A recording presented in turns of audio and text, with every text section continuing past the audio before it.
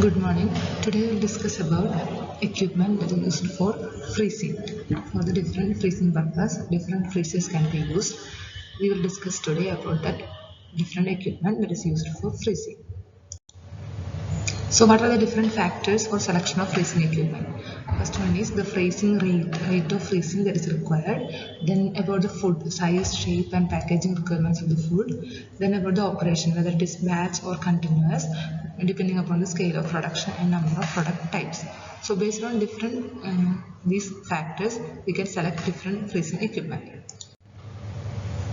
So first classification will be based on the rate of movement of ice frame. So there are four classifications. First one is slow freezers and sharp freezers. Second one quick freezers. Third one rapid freezers, and last one is ultra rapid freezers.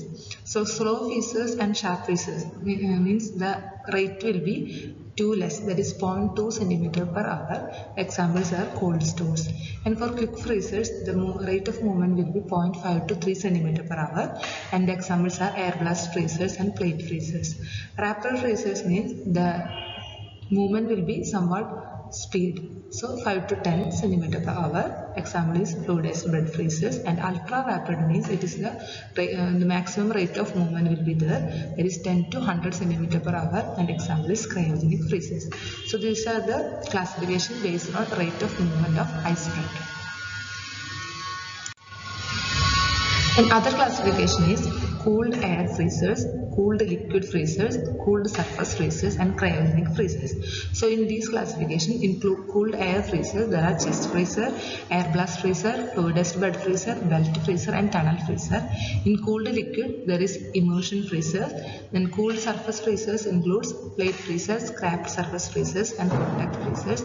And last one is cryogenic freezers, which includes liquid nitrogen freezers and liquid carbon dioxide freezers. So coming to the first type of freezer, that is chest freezer. So here food is frozen using natural circulation of air at between -20 and -30 degrees Celsius. So as shown in the cold stores, it can be regarded as large chest freezers. It is not used for commercial freezing because it has a low freezing rate. That is, it requires 3 to 72 hours. That rate will be. So the air will be usually circulated by fans to improve the uniformity of temperature distribution. Actually, it is by natural circulation. For getting or for improving the uniformity of temperature distribution, we can use the fans. Then heat transfer coefficient for this chest freezers will be low, and there will be loss of product quality. Coming to second one, that is blast freezers. So here air is circulating over the food between the temperature range -30 and -40 degrees Celsius, and the air velocity will be 1.5 to 6 meter per second. So as you can see in the photos, the air is circulated over the food. So with a higher air velocity, it reduces the thickness of boundary films that is surrounding the food and thus increases the surface heat transfer coefficient. So it is relatively economical and highly flexible in that foods of different shapes and size can be frozen. So the equipment will be compact and it's a relatively low capital cost and a high throughput. So there will be batch equipment will be there and continuous equipment will be there. So batch equipment means food is stacked on trays in rooms or cabinets. Trolleys should be full loaded in order to prevent the air from bypassing the food through the spaces between the trays. So it will be the batch. One batch will be frozen, then again another batch will be taken. Then come on the continuous equipment. It consists of trolleys that stacked with trays of food or of the conveyor belts which carry food through the insulated tunnel. So it's like tunnel freezer. So multi-pass tunnels have a number of belts and products fall from one to another.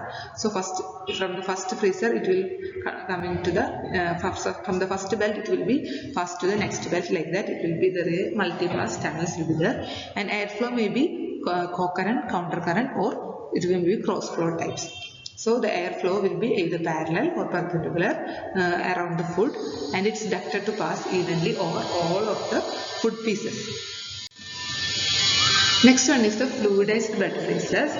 as we know, fluidization means there will be a terminal velocity will be there. So for each food will be there. So based on that terminal velocity, we are placing fans underneath the food, and the product will be passed through a conveyor belt.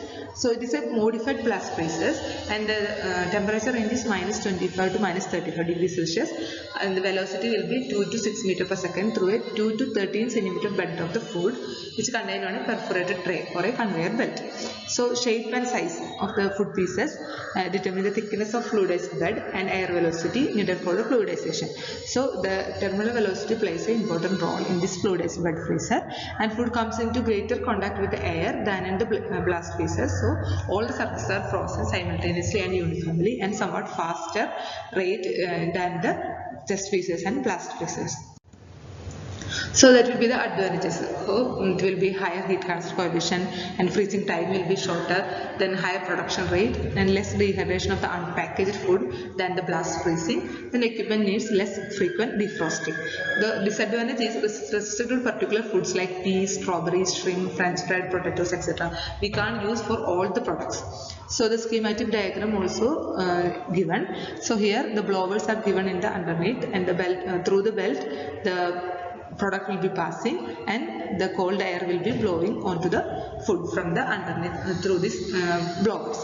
So that terminal velocity and the speed of the belt, everything will be contributed for the definite freezing of in the fluidized bed freezer. Next one is belt freezers or spiral freezers. So modified air blast freezers in which it is a continuous flexible mesh belt will be formed into spiral tiers and carriers. So the food is carried up through a refrigerated chamber on the belt as shown in the figure.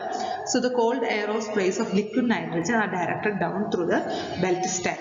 Mainly the counter current flow will be there to reduce the weight losses due to the evaporation of moisture. So through the conveyor belt through the conveyor belt, food products will be moving, and through these jets the cold air or sprays of liquid nitrogen will be directed to the belt stack, that is onto the product.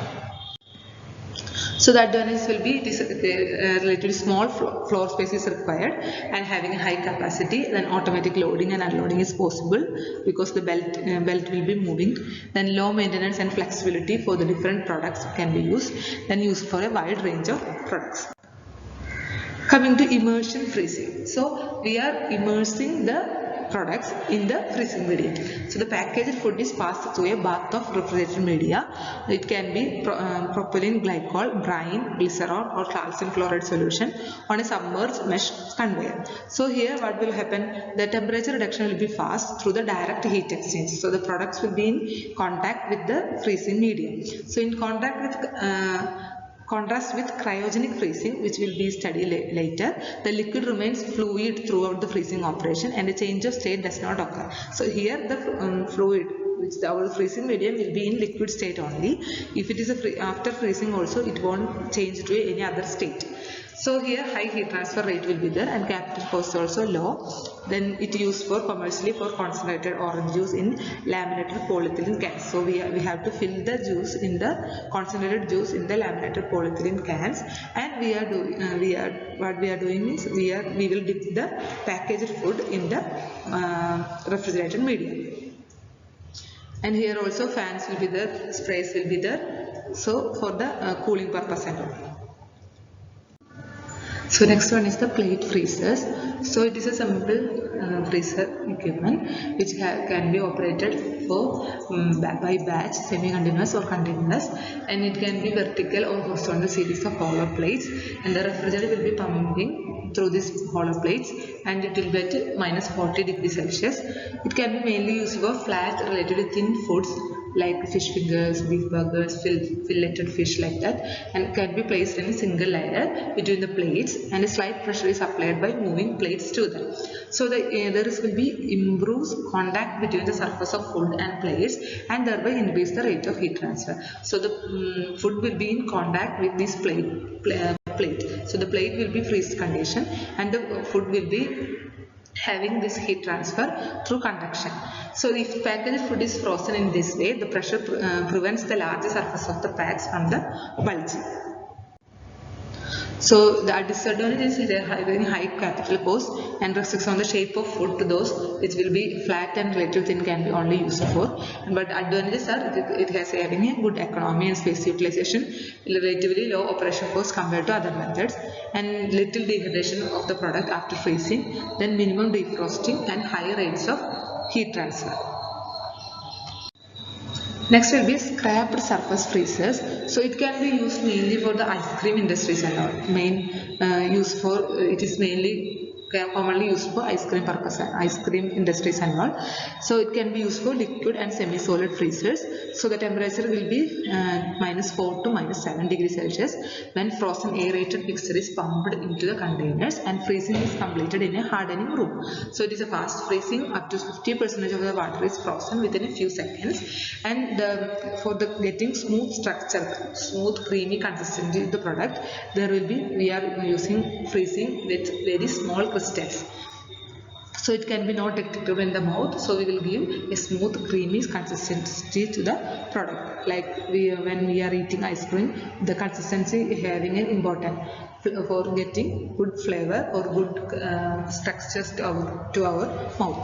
So here scraped surface pieces will give that is good smooth creamy consistency to the product. So similarly, the design with equipment can be used for the evaporation heat sterilization. So here we are using refrigerated media with ammonia, brine, or a fluorocarbon refrigerants. So rotor will be used in the ice cream manufacture, and this rotor will be scraping the frozen food from wall of the freezer, and after that we are incorporating the air into the ice creams. And coming to the last one, that is cryogenic freezers. It is characterized by the change of state in the refrigerant or cryogen. So when the heat is absorbed from the freezing food, the refrigerant will be, that is cryogen, will be changing the state. So cryogen is in intimate contact with food. It will be like liquid nitrogen or solid carbon dioxide, like that, which is having low temperature range, that is -196 degrees Celsius, like that. So the cryogen can be used for the freezing purpose, and which will rapidly removes energy from food to provide its latent heat of vaporization or sublimation.